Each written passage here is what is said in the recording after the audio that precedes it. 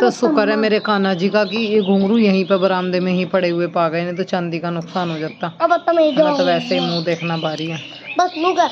कहाँ से हम पीसे लावे, कहाँ से पीसे लावे, हमारे पे तो खुद ही पीसे नहीं है, खुद ही पीसे नहीं है। गरीब आदमियों को मुंह देखना बारी थी।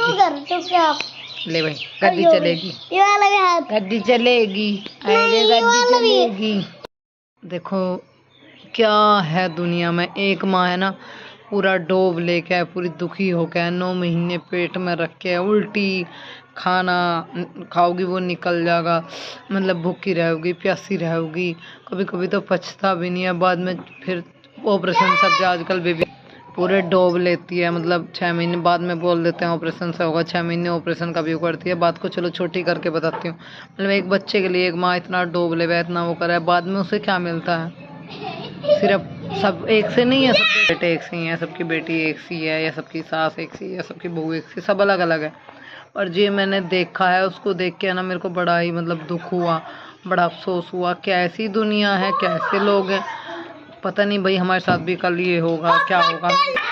खेल रहा है मेरे साथ में, तो पता नहीं। हम भी देखो पाल रहे हैं, बड़े कर रहे हैं, रात दिन इनके लिए कमा रहे हैं, इनके लिए रात दिन मैं मतलब फ़ोन में लगी रहती हूँ, अपनी आइज को भी ध्यान नहीं दे रही। मेरी आंखों की बुरी स्थिति हो गई, किसके लिए? सिर्फ अपने बच्चों के लिए। पता नहीं कल ये क्या करने वाले हैं, रोटी देंगे या नहीं देंगे, बेटे से रोटी मिलेगी या नहीं मिलेगी, या बेटी देगी, या धक्के मुक्के खाने हैं बुढ़ापे में, कुछ पता नहीं है। तो देखो यहाँ क्या हुआ, एक बेटे ने अपनी माँ को रात के 2 बजे घर से बाहर निकाल दिया, और उन्हीं के सेम सिग्नेचर करके उनका घर अपने नाम कर लिया। जो मतलब माँ के नाम, जो भी ज़मीन वगैरह तो मैंने सुनी नहीं, पर घर सुना है, घर नाम था उनके। तो वो घर जो है ना उनके बेटे ने अपने उनके सिग्नेचर करके सेम अब कागज़ बनवा के अपने नाम कर लिया, और माँ को रात गए 2 बजे घर से निकाल दिया। तो एक पल के लिए भाई तूने ये नहीं सोचा कि उस माँ ने तुझे पेट में रखा है, 9 महीने डोब भरा है, पता नहीं कैसे कैसे पाला है, लोगों के बीच में, परिवार के बीच में, या उस तेरे लिए पेट पट्टी बांध के दिन रात मजदूरी करके, या कैसे भी एक माँ जैसी भी अपना बच्चा तुम्हें पाला है। इस दिन को देखने के लिए तुम्हें पाला था कि कल तुम हाथ पकड़ के बाहर निकाल दो, रात गई 2 बजे। कुछ हो भी सकता था उनके साथ, कोई भी हादसा हो सकता था, वो बाहर कहीं जा भी सकती थी फुटपाथ वगैरह पर, कहीं एक्सीडेंट भी हो सकता था, कुछ भी हो सकता था उनके साथ में। तो देखो हमें ना एक, अगर किसी को बेटी हो जाएगी, बेटा चाहिए, एक बेटा ज़रूर होना चाहिए, बेटा ज़रूर होना चाहिए। पता है कल बेटा रोटी देगा या नहीं देगा। और ऐसा भी है जिनके बेटे नहीं, उनकी बेटी सब कुछ करती है। पर देखो ये भी नहीं है कि सभी बेटे एक से हैं, पर जो भी है मतलब बड़ा दुख हुआ एक माँ के साथ में ऐसा। आप सोचो कि जैसा हम कर रहे हो कल हमारे साथ अगर ऐसा होगा, तो अपने आप को उस जगह रख कर सोचो, जो हम कर रहे हैं कल को वो हमारे साथ होगा, तो तुम्हें वही चीज़ याद आएगी कि जो तुमने किया था वही तुम्हारे आगे आ रहा है। तो अगर अच्छा नहीं कर सकते तो बुरा भी मत करो, वो माँ है, उसने तुम्हें वो करा। मैं कभी ये नहीं कहती कि शादी के बाद में एक लड़के की जिम्मेदारी सिर्फ माँ के लिए है या बहू के लिए है, दोनों को देखो। मैं तो अपनी राय में एक ही बात बोलना चाहती हूँ कि बहू से पहले माँ को उदा दो, और घर में सबसे पहले सीखने वाली रोटी वो माँ को जाए। और एक बार बहू और माँ में तो दोनों बीमार है, तो पहले माँ को दिखा के लाओ, बहू को 10 मिनट पीछे दिखा लो। मानो उतनी बहू की जितनी माननी चाहिए, माँ की भी उतनी मानो जितनी माननी चाहिए। ये नहीं है कि आप एक को देखो दूसरे को ना देखो, ये चीज़ें हमारे घर में हो रही हैं, मैं और की क्या बातें बोलूँ। पर देखो वो समझदार इंसान होगा जो दोनों ही पार्टों को एक साथ मिलाकर और अच्छे से चलेगा, दोनों इन पार्टों को एक साथ मिलाकर अच्छे से अपने परिवार को वो करके लेके जाएगा। पर बताओ मुझे तो दुख ये हुआ कि माँ की 2 रोटी भारी हो गई। एक आजकल प्रॉपर्टी जायदाद के लिए पता नहीं आदमी किस हद तक चला जाता है, क्या है क्या लेके जाता है। ये जो बदन पे कपड़े पहन के रखते हैं वो भी नहवाते हैं, तो उसके बाद चेंज कर देते हैं, दूसरे बना देते हैं, स्नान वगैरह कराते हैं मरने के बाद में। फिर जो उनको फटे पुराने हैं वो ले जाते हैं, फिर बिस्तर वगैरह भी शायद वो ले जाते हैं। आपका पता नहीं, पहले ले जाते थे। क्या करते हैं, क्या जाता है साथ में, तुम अपना घर ले जाओगे, इंटी रख के ले जाओगे, ये पैसे रख के ले जाओगे, ये सोने की चीज़ तुम्हारे कानों में पड़ी है ले जाओगे, ये भी निकल जाती हैं, यही निकाल लेते हैं। बस एक नाक की औरत की जो नतली होती है उसको मुँह में डाल देते हैं, लौंग डाल देते हैं, अभी पता नहीं यहाँ डालते या नहीं डालते, ऐसा बोलते। कुछ भी तो नहीं लेके गए तुम, ये घर प्रॉपर्टी पैसा ज़मीन जायदाद। अगर बेटा तूने जो घर छीना है अपनी माँ से, भाई तूने अपनी माँ से जो घर छीना है, कल तेरे बच्चे होंगे तो इसको यहीं छोड़ के जाएगा, या तो कल मर जाए अचानक तो फिर ये घर कहाँ जाएगा, यहीं पे रहेगा ना। तो ऐसा न मत करो। अरे अच्छे कर्म करो कि तुम्हारी, अच्छे कर्म करोगे तो तुम्हारी मृत्यु भी आसान हो जाएगी। अगर बुरे कर्म करोगे ना तो तड़प तड़प के बुरी दशा से मरो। ऐसे कर्म मत करो, अच्छे कर्म करो। जैसे भी हैं, अब हम बोलते हैं हमारे साथ जैसी भी है, लड़ती है बिटती है हमसे झगड़ा करती है, कोई बात नहीं, करने दो। वो उनका दिमाग उनके साथ में, हमारा दिमाग हमारे साथ में। तो कल भगवान ईश्वर ना करे, कल 4 5 बार वो लेट गई और हम ये करके बैठ जाए कि हम नहीं करें, मैं नहीं करूँगी, हम नहीं करेंगे, उसने ऐसा किया है, वो कुछ भी करे फिर भी हम करेंगे, क्योंकि वो हमारी माँ है। उनके दिमाग में चाहे मेरे प्रति कितना भी कुछ वो हो, अभी उनमें गुस्सा है, उनके मन में वो है, या मतलब वो नहीं रहना चाहती, वो नहीं साथ में रखना चाहती, नहीं हम अच्छे लगते उन्हें, कोई बात नहीं। अगर कल उनको कुछ होता है तो हम अपनी जिम्मेदारियों से नहीं भागेंगे, चाहे कुछ भी हो जाए। हमारे संस्कार ऐसे नहीं है कि वो गिर गई और हम चुपचाप देखते रहे। एक बार गिरी थी वो, हमने तुरंत ही उनको उठाया, उन्होंने हमारा हाथ दूर भगा दिया, पर फिर भी हमने दोबारा उठाया। हमने कहा कोई बात नहीं, जो वो कर रही है वो ईश्वर देख रहे हैं, हम अपने कर्म करना नहीं छोड़ेंगे। कल अगर वो 4 5 पर लेट गई तो बाहर का कोई करने नहीं आएगा। जो बाहर वाले उंगली करते हैं ना कि बहू ने ये कर दिया, बहू ने वो कर दिया, बहू हराम है, हाथ की मत खाना, ये मत खाना, उसके साथ मत रहना, अलग रहना, जो सिखाते हैं, जो दूसरों के घर में आग लगाते हैं। अक्सर है ना, दूसरों की घर की आग के लपटों में अपना घर भी जल जाता है। जो मेरे घर में आग लगा रहे हैं, एक दिन उसी लपट में वे भी जलेंगे। जब उनके बहू आ जाएगी या उन वो ससुर बन जाएंगे या उनके सामने ये चीज़ आएंगी, तब उसको उस चीज़ का एहसास होता है आदमी को कि तूने क्या किया है। दूसरों का घर जलाने के चक्कर में तूने अपना घर भी जला लिया। तो आज तो दूसरा बोला ये कर वो कर, बहू के साथ मत रह, केली पोले, केली खा ले, लो कर ले, वो कर ले।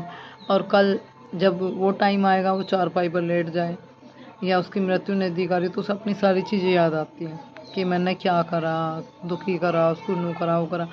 मरने से पहले इंसान को एक बार उसकी सारी चीज़ें याद दिलाते हैं ईश्वर, उसके सामने दोहराई जाती हैं वो चीज़ें कि तूने क्या क्या क्या कर्म किए। स्वर्ग ऐसे ही नहीं मिलता। मैं गुरुजी की वीडियो देखती हूँ, कहते हैं कि अगर कर्मों के अनुसार फल मिलता है। अगर कर्म गलत करोगे, बुरे करोगे, तो यहीं नरक भोग के जाओगे। ऊपर की तो छोड़ो, स्वर्ग के लिए तलाश कर रहे हो कि स्वर्ग जाएंगे यहाँ से मरने के बाद, यहीं नरक देख के तब ऊपर जाओगे। और वहाँ इससे भी ज़्यादा बदतर नरक देखने के लिए मिलेगा। स्वर्ग का रास्ता इतना आसान नहीं है कि एकदम तुम ईश्वर के स्वर्ग में पहुँच जाओगे। नहीं, करनी भरनी पड़ेगी। जो यहाँ गलत सलत करोगे वो यहाँ भी भरोगे और वहाँ भी भरोगे। तो अच्छे कर्म करो, किसी का दिल मत दिखाओ, किसी को अच्छा नहीं बोल सकते तो बुरा भी मत बोलो। कल एक बहन ने मुझे कमेंट किया कि इतना गुस्सा देख करोगी तो लोग वीडियो नहीं देखेंगे। बहन देखो, किसी बात को बोलने की कोई लिमिट होती है, कोई सीमा होती है। किसी को नीचे दिखाना, किसी को गलत बोलना बहुत गलत बात है। अगर आप किसी को है ना मोटिवेट नहीं कर सकते तो डीमोटिवेट मत करो, क्योंकि इंसान है ना अपना पूरा दिन इसमें लगा रहा है, बना रहा है, किसके लिए? अपने बच्चों के लिए। इनके लिए ही तो कर रही हूँ। वही बच्चों की बात चल रही हुई थी अभी। पूरा दिन खा पाती हूँ, कभी कभी तो रोटी भी है ना लेट मिलती है। टाइम होता है कि हाँ वीडियो डालनी है 2:30 बजे, तो रोटी 10 मिनट पीछे खा लेंगे, ऐसा भी हो जाता है। कभी कभी ऐसा होता है कि चाहे कितनी भी हालत ख़राब हो फिर भी वीडियो डालनी है। अगर तबीयत मेरे हाथ में सीमित होती ना, हाथ तक सीमित होती, तो मैं बिल्कुल भी मतलब मुझे ज़रूरत ही नहीं थी डॉक्टर के ऐसे पैसे वेस्ट करने की। पर मैं क्या करूँ, शरीर में जब प्रॉब्लम है तो दिखाना पड़ेगा, दवाई भी खानी पड़ेगी। और यहाँ सबको आके बताना, बोलना फैमिली मानती हूँ, क्योंकि कहीं ना कहीं आप ही लोगों में बहुत सारे लोग अच्छा सुझाव देते हैं। मैं गुस्से में इसलिए बोली कि लोगों ने हद कर दी। किसी की इतनी मजाक भी बनाना अच्छी बात नहीं है। आज तुम मजाक बना रहे हो, कल पता नहीं उसका क्या परिणाम होगा। डरते नहीं है लोग आजकल के भगवान से, खौफ नहीं है लोगों के दिमाग में भगवान का। दुनिया में इतना बुरा हाल हो रखा है, उनको देखकर तो थोड़ा समझो। चलिए, बहुत लंबी बात हो गई हमारी। दूसरे चैनल पर आजकल मेरे ब्लॉग जा रहे हैं, तो प्लीज़ उस पर भी जाके देखिए। वीडियो को लाइक कीजिए, शेयर कीजिए, सब्सक्राइब कीजिए चैनल को। सिया राम तोमर के नाम से जो मेरा चैनल है उसमें मेरी वीडियो जा रही है। एक बहन मेरी हाइट पूछ रही थी कि दीदी आपकी हाइट कितनी है, तो मेरी हाइट 5'5" है जी। ठीक है जी। अवनी को बोला कि वो मेरे सर में कंघी कर दे, तो कायरो बाबू बोले कि हम कर दे, मैं करता हूँ मम्मी आपके सर में कंघी, मैं आपके बाल बांधता हूँ, आप अवनी दीदी के बाल बांधो। मैंने कहा चलो ठीक है। अभी कायरो है ना थोड़ा समझदार हो गया है, अभी पहले से ज़्यादा जानने लगा है, बाजी फिर कर देता है। बच्चा है, अभी स्कूल जाने लगा है ना, तो आदत सी बन गई। कह रही मम्मी चोटी डाल दो। मैंने कहा चोटी कहाँ आएगी? पर नहीं मम्मी, जैसे भी आएगी ऊपर रबड़ डाल के तब डाल दो ना। मैंने कहा चलो ठीक है। वह बच्ची को शौक लगा हुआ है, मैंने कहा डलवा ले, 2 ही लड़ी बनेंगे, तीसरी बनने की बनी, ऊपर से रबड़ भी डाल दिया जिससे टाइट रहे। देखो मैं अपने लिए ना एक वैक्स का डब्बा लाई थी, ये शायद अगले व्लॉग में वीडियो आएगी, तो मैं सोच रही हूँ कि कर लेती हूँ अपने हाथों पैरों पे वैक्स। ब्लीच मैंने कर ही ली थी। अपने आप को थोड़ा चेंज करके बना के रखना चाहिए, अच्छे से बना के रखा करूँ, क्योंकि बहुत दिन हो गए ऐसे ही। एलोवेरा वाली वैक्स है। देखो बहुत दिन हो गए ऐसे ही अपने आप को मतलब करते हुए, कुछ भी शौक नहीं, कुछ भी वो नहीं, पर नहीं अब ज़िंदगी अच्छे से जीनी है, अपने उससे जीनी है, तो अपने हाथों पैरों पे अभी वैक्स करते हैं, फिर आपको दिखाते हैं। एलोवेरा के जो डिब्बे का ढक्कन है उसको दिखा रही है बेटी रानी लगी हुई है हमारी। ये देखो अभी क्या कर रही है, बार बार उसको दिखा रही है। जो एलोवेरा वाला जो है ना वैक्स का डब्बा है, इससे मुझे ना तो दाने होंगे, ना कोई इन्फेक्शन, ना कोई साइड इफेक्ट, और गर्मी में यही वाला अच्छा रहता है। सुबह का झाड़ू पोछा हो गया, बर्तन बर्तन रह रहे हैं, रसोई साफ हो गई है, रूम की डस्टिंग हो गई है। बच्चे मेरे अभी तक सो रहे हैं, और दिन हो गया संडे, तो अभी मेरे दोनों बच्चे सो रहे हैं। रात में ही बोल के, एक छोटे वाला बोल रहा था नाइट में कि मम्मी कल मैं स्कूल नहीं जाऊंगा, परसों जाऊंगा। और बड़ा बेटा बोल रहा था, मेरा बेटा ही है वो, बेटी नहीं है मेरी, बेटा है। वो भी बोल रहा था कि मम्मी सुबह मुझे मत उठाना, क्योंकि कल छुट्टी है, कल के दिन सो लेना, सोने देना, क्योंकि छुट्टी वाला दिन ही मिलता है सोने के लिए, वरना सुबह सुबह उठ जाते हैं। मैंने कहा ठीक है, सोना जब तक सो लेना, अपनी नींद पूरी कर लेना। और हाँ, मुझे एक ने कमेंट किया है, उसका रिप्लाई करना तो बनता है। देखो गुस्से में नहीं, प्यार में ही रिप्लाई करूंगी मैं, कोई गुस्सा नहीं कर रही, कोई एटीट्यूड नहीं दिखा रही, कुछ गलत नहीं बोल रही हूँ। कि तेरी बेटी कितनी पढ़ी है जो तेरा बेटा पढ़ेगा। अगर मुझे एक बार उनके लिए, उन्हें पढ़ाने के लिए मजदूरी भी करनी पड़ी ना, तो मैं मजदूरी भी करूंगी, तसले भी ढोने पड़े ना, वो भी ढो लूंगी, क्योंकि मुझे बच्चे पढ़ाने हैं। मेरी बेटी कितनी पढ़ी से क्या मतलब है, पढ़ नहीं रही है। जब मैं ज़्यादा बीमार थी, मेरा ऑपरेशन हुआ, मुझे प्रॉब्लम्स रही, तो मैं कहाँ जाती, मायके ही जाती। मेरी मम्मी ने मेरा किया, मैं वहाँ गई, और मैं ठीक हूँ तो अपने घर पे हूँ। अगर थोड़ी सी भी दिक्कत होती है तो मैं अपने घर पर ही रहती हूँ, नहीं जाती ना। अब मुझे दिखाई दे रहा है कि अब मेरे बच्चे बड़े हो रहे हैं, उनकी पढ़ाई बहुत ज़्यादा ज़रूरी है। तो बहन पॉजिटिव कमेंट कर सकती हो, इस बात को उल्टा क्यों बोलते हो, आपके भी बच्चे होंगे। किसी के बच्चों को ऐसे नहीं बोलना चाहिए, क्योंकि बच्चे भगवान का रूप होते हैं। और ईश्वर को ये चीज़ें बहुत बुरी लगती, मैं बार बार वीडियो में यही बोलती हूँ कि भगवान को बुरी लगती है।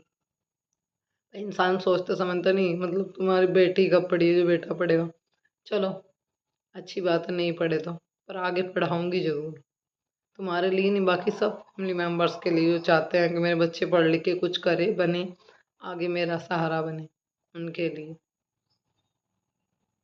के बाद बच्चे उठेंगे तो फिर अपना अगला काम करेंगे। जो हमने अपना सूट सिला था वो धोना है आज, बहुत सारे कपड़े हैं, बच्चों की ड्रेस वगैरह है। मशीन लगाऊंगी आज तो मैं, मशीन लगाने के लिए मशीन का इंतजाम करते हैं। और सबसे पहले तो हमने अपने कपड़े निकाल लिए, क्योंकि हमें ना नहाना है अब। जा सारा बर्तन साफ करके नहा के आती हूँ, और फिर जब बच्चे उठ जाएंगे तो उनको खाना पीना दूंगी। ये 2-3 जोड़ी चप्पल जूते यहाँ रखे हुए हैं, इनको ऊपर रखना है, और हाथों में नहीं है चूड़ी, तो करते हैं इंतजाम। चलो जी, अपने लिए चूड़ी सेट कर लिए। मेरे हाथों में 2-2 चूड़ी अच्छी नहीं लग रही, तो ये वाली चूड़ी डालेंगे। तो फिलहाल है ना, बिजली का बोर्ड जो है ना हमारे है, और वो ख़राब हो रखा है, तो इसलिए दीदी के घर पे जा रही हूँ, दीदी से उनका बोर्ड लेके आती हूँ, उसके थ्रू ही मशीन चलाई जाएगी। तो लाइट आने से पहले पहले सारे इंतजाम कर लेते हैं, बच्चे उठ जाएंगे, फिर उनको चाय पानी मतलब देनी है, फिर नहीं हो पाएगा। देखते हैं, अगर सो रहे हैं तो अभी पहले बोर्ड ले आते हैं, नहीं तो फिर उनको उठा के चाय वगैरह देते हैं। बैठ जा, बेड पर कपड़े भी लेकर आ। मैं लाइट आने का कर रही थी इंतज़ार, तो लाइट आ चुकी है, और अपनी मशीन जो है ना वो चालू करते हैं। कपड़े धोने हैं हमें, मशीन चालू करके कपड़े हो रहे बहुत सारे, बच्चों की ड्रेस हो रही, घर के मेरे लिकड़े। हाँ, और ही कपड़े धोने के लिए मशीन चालू करनी है, पहले लाते हैं।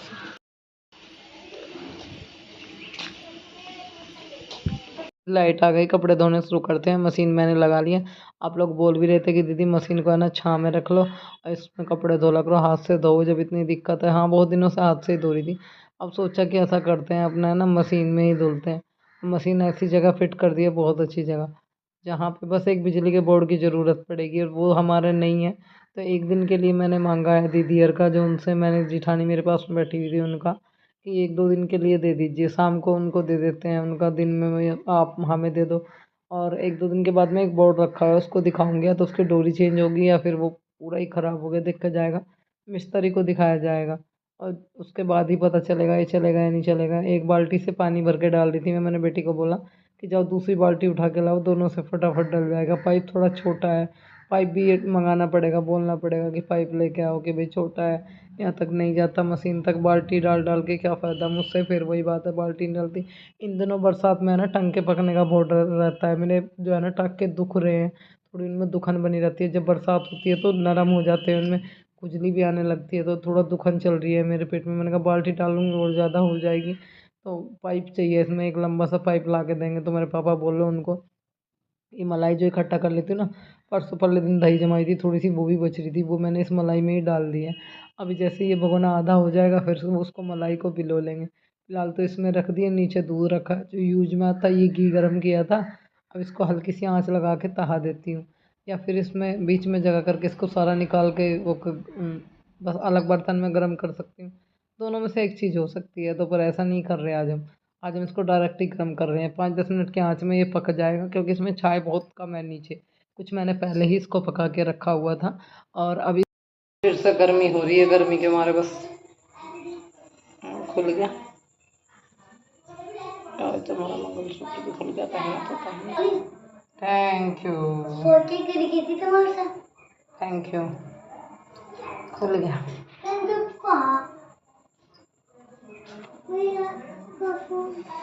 गर्मी लग रही बहुत।